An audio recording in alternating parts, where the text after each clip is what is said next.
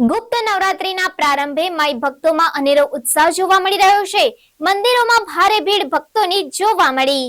ગુપ્ત નવરાત્રીનો એક અનેરો ઉત્સાહ હોય છે, જેમાં કેટલાક માઈ ભક્તો આ નવરાત્રીને ખૂબ જ શાંતિપૂર્ણ યોગ પૂજા અર્ચના સાથે પૂર્ણ કરે છે અને તેમાં લીન રહીને આ નવરાત્રીના દિવસો દરમિયાન સાધના, ઉપાસના અને કેટલીક પૂજા ગુપ્ત તરીકેથી કરવામાં પણ આવે છે, જેમાં મંત્ર, તંત્ર તથા જપનો મહિમા પણ આ ગુપ્ત નવરાત્રીમાં વધુ જોવા મળે છે. જ્યારે આ નવરાત્રીમાં દેવી ઉપાસના કરવાથી મનોકામનાઓ, ઈચ્છાઓ પરિપૂર્ણ થાય છે, જેમાં ગ્રહ પીડા, રાહુ શનિ કુંડળી દોષ કે અન્ય કોઈ પણ સમસ્યા આ નવરાત્રી કરવાથી નડતી નથી અને શાંતિપૂર્ણ ભક્તિભાવ કરનાર વ્યક્તિનો જીવન વ્યતીત થાય છે. જ્યારે માતાજીની પૂજાના અલગ અલગ મહત્વ છે, જેમાં પ્રથમ દિવસે શૈલપુત્રી, બીજા દિવસે બ્રહ્મચારીની, ત્રીજા દિવસે ચંદ્રઘંટા, ચોથા દિવસે કુષ્માંડા, પાંચમા દિવસે સંગ્રધ, છઠ્ઠા દિવસે